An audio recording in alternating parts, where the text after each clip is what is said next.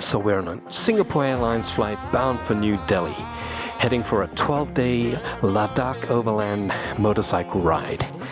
And we're staying our first night at the Holiday Inn New Delhi Airport.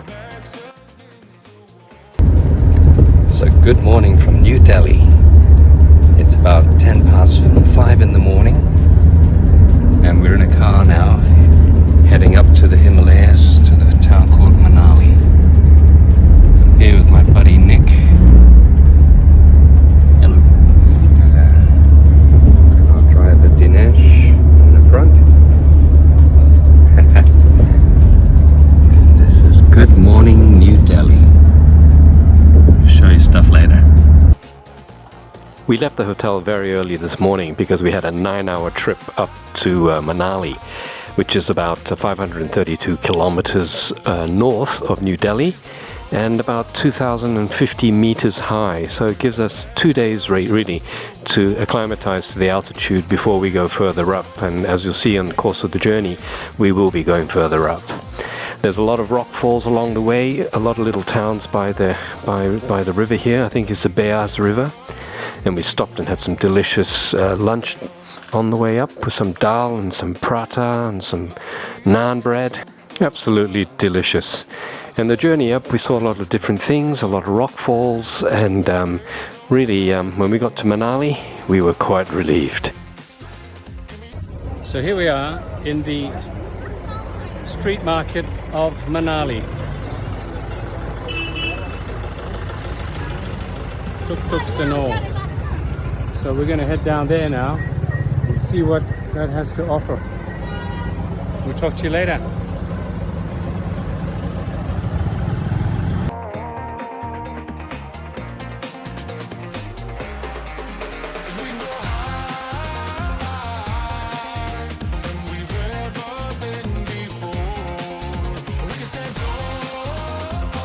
So this sign made me really laugh.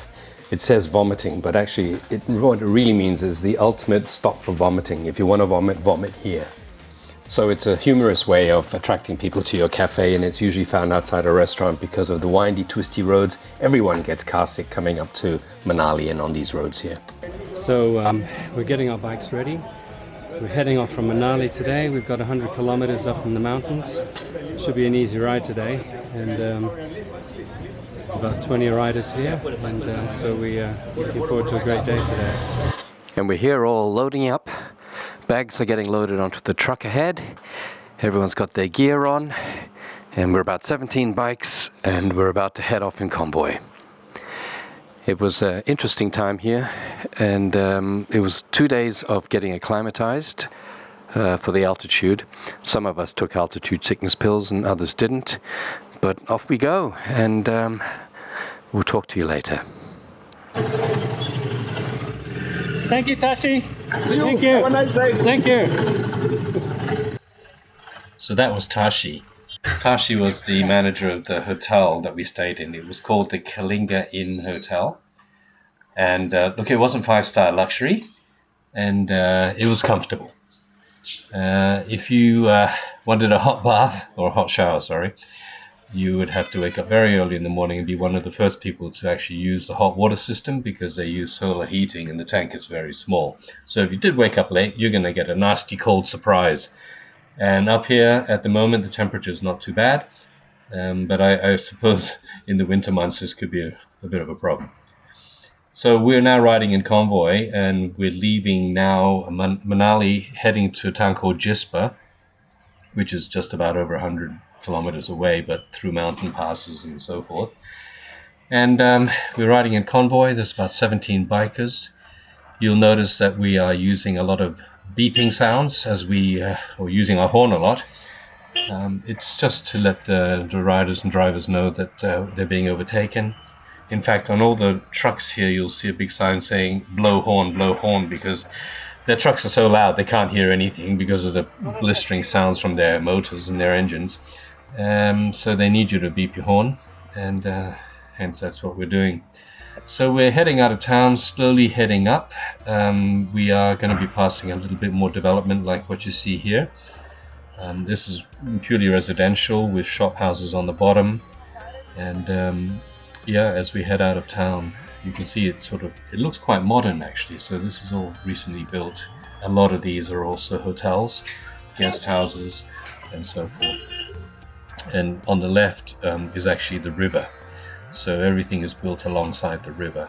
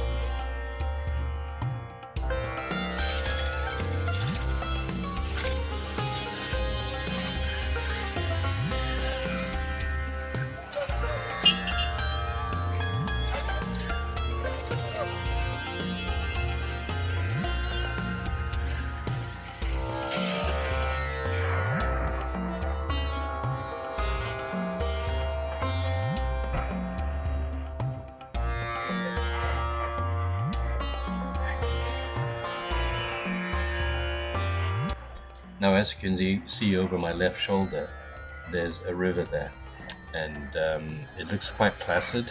It's quite wide, and looks quite peaceful, just a stream amongst rubble of rocks. But come the wet season, this is a raging torrent. In fact, as I recorded this sometime after my trip to Ladakh, this actually overflowed, and this created so much damage in Manali that most of the bridges and connections to Manali were washed away, as were many of the restaurants and shop houses that you saw as I was coming up, because they were on the banks of the river. They were taken out. So a lot of this is new as well, because it's been taken out by the river, and during the wet season, where this wide expanse of river on the left here, which looks very peaceful now, just erupts. And a lot of the stones and rubble that you see in there are actually remnants of houses that have been just smashed to pieces when the raging floods happen. And they do get flash floods as well. So, it looks very nice, but let me tell you, when you see the deluge that can happen here, it's just a complete disaster, and very lovely to look at the moment. So we're continuing on our journey as we start to head up the hills again.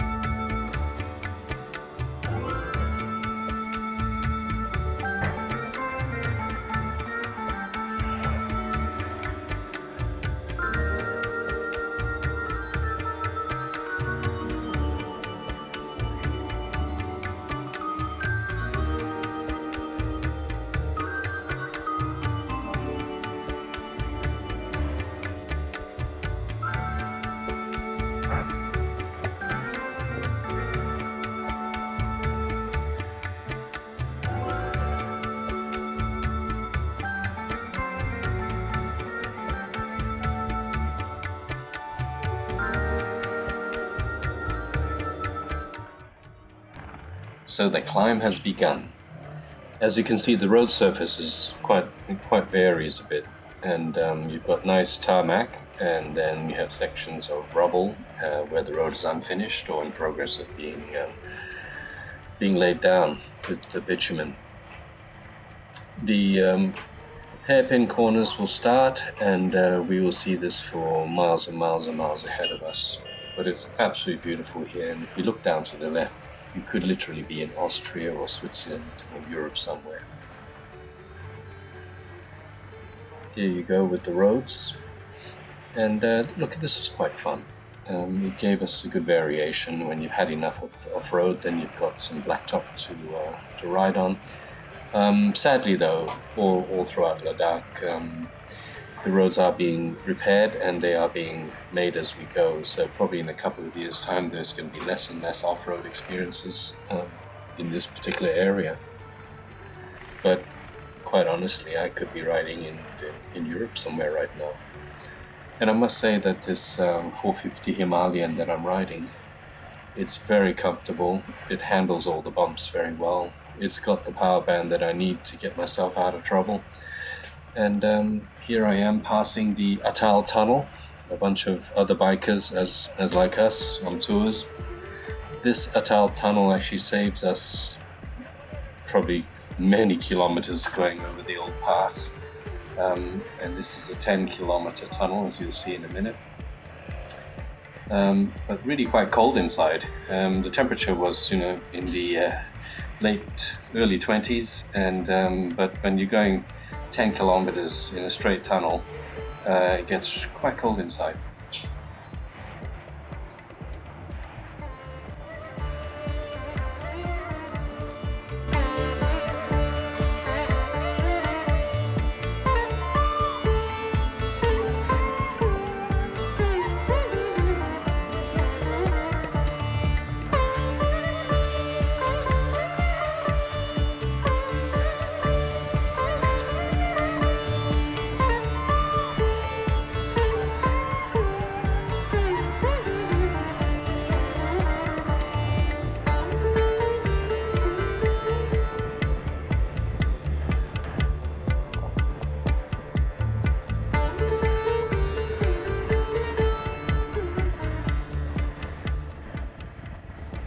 As you can see, I've changed cameras now. I'm using the Osmo Action 3, which is on my chin mount of my helmet.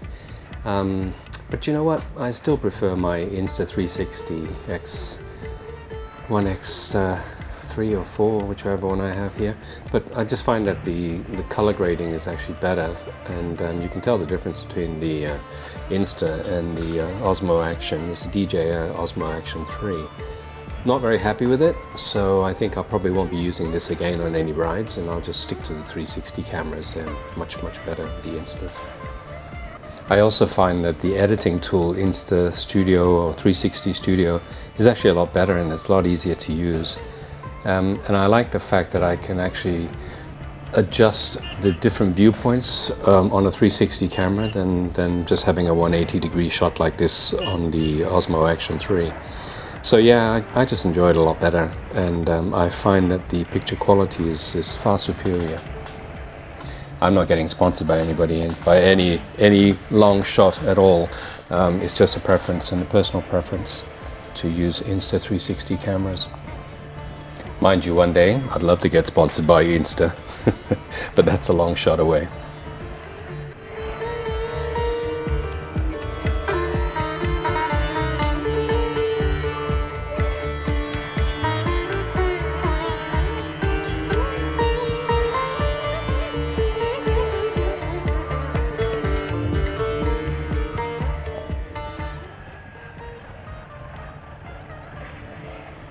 These tankers that we're following, they are the lifeblood of this whole region. And when they don't get through the roads, villages often go without fuel and other essentials.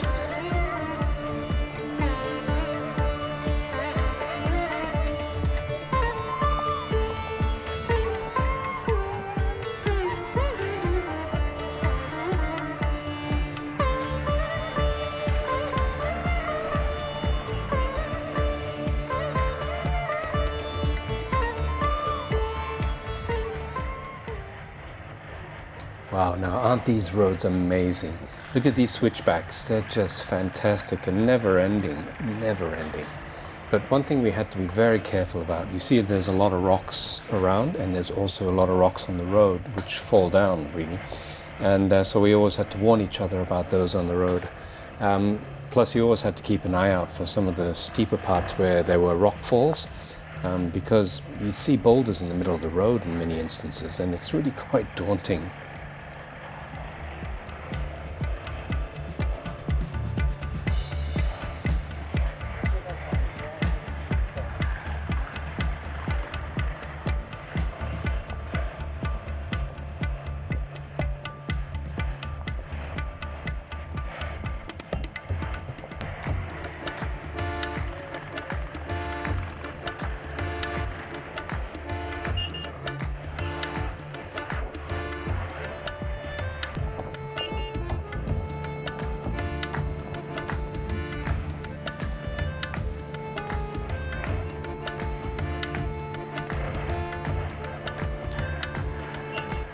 One thing's for sure, these trucks, when they're on a mission, they're on a mission, and anything else on the road just doesn't matter. So you need to steer well clear of them and keep your distance and make sure they know you're there. It's just incredible. I mean, just look at these guys. But you know what? They have to service the villages, they have to service the region, and this is the only way for them to get around. And you'll see a lot of these bridges everywhere. The bridges are the newest things, because before these bridges were built, the roads, you'd have to go miles and miles and miles just to go where you want to go. So, and usually when there's a flash flood or something, these bridges are the first things to go, because not sure how well they're built, but anyway, it is what it is.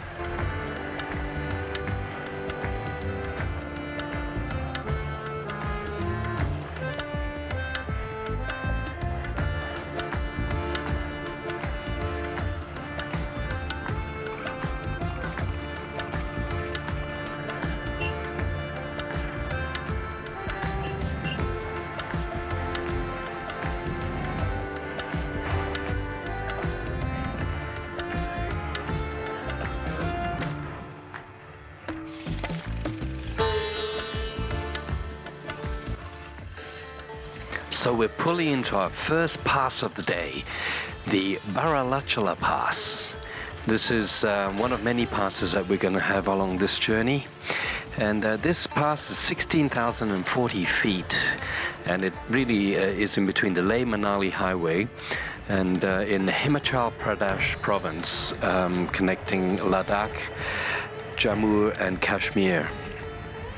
It's a unique spot where three mountain ranges, the Pir Panjal, Zaskar and the Great Himalayas meet, and the views are just spectacular. It actually looks a little bit like the surface of the moon at some parts, and we're taking our first break today, or one of our breaks today, and Jesus, it's really lovely, isn't it? It's quite barren up here, and you know, but the weather's great, and I haven't actually recorded my voice because I've been puffing and panting, because there's relatively not that much oxygen up here, and I just did a blood oximeter reading and it was sitting at about 87. So based on that, we had to get ourselves down the hill, because we couldn't really stay more than about 15 to 20 minutes up there, otherwise people will start to go blue in the face and blue in the lips. So we're now heading down, and we're making our way to Jispa.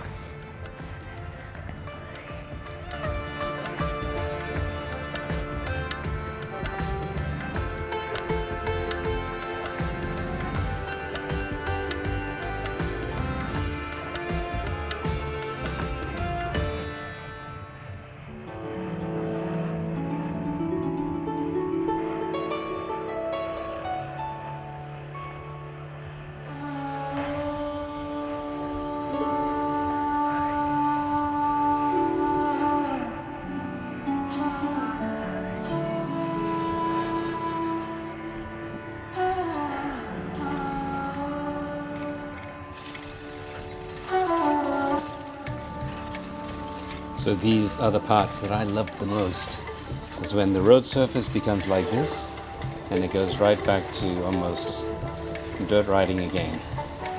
This sort of road was the most fun for me during this whole trip, and sadly it's all going to go one day, but this was the best part for me. And I felt a bit bad sometimes because I was actually going a bit faster than some of the other guys. But I just prefer momentum, and I don't like to stop in the rough, so you got to keep going.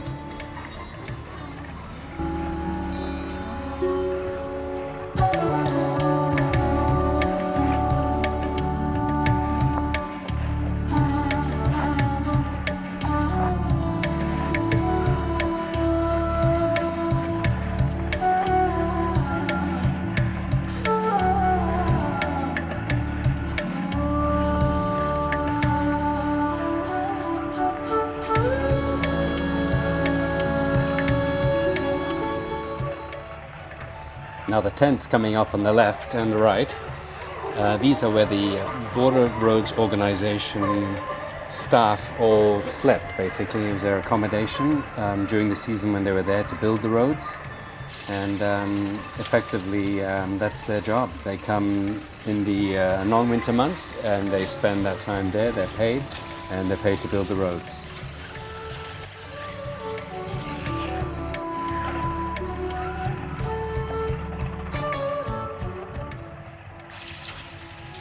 Now, essentially, most of the group come from Malaysia, but I was really impressed with some of the other riders riding these 412cc bikes with pillions, like this couple here, throughout all the mess that we've been experiencing on this journey. And moving forward, there's even worse coming.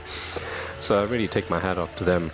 I was riding the 450cc Himalayan, and yeah, I don't know how they managed on the 411cc's, but you know, they've been riding a lot longer than I have, I guess, and I'm fairly new on the road, fairly new on bikes. After a 30-year lull, got back into bikes about 4 years ago.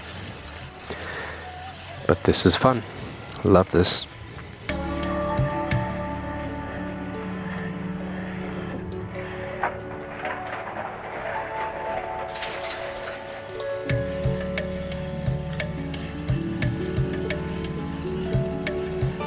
So I hope you've enjoyed this episode of my Ladakh trip. The next episode will be coming before too long, and if you did like it, give me a thumbs up, subscribe down below, and click the notification bell for the next episode, in which you'll see what really can go wrong up here in Ladakh. And if it'll all go wrong, it'll go all wrong. See you in the next one. Thanks.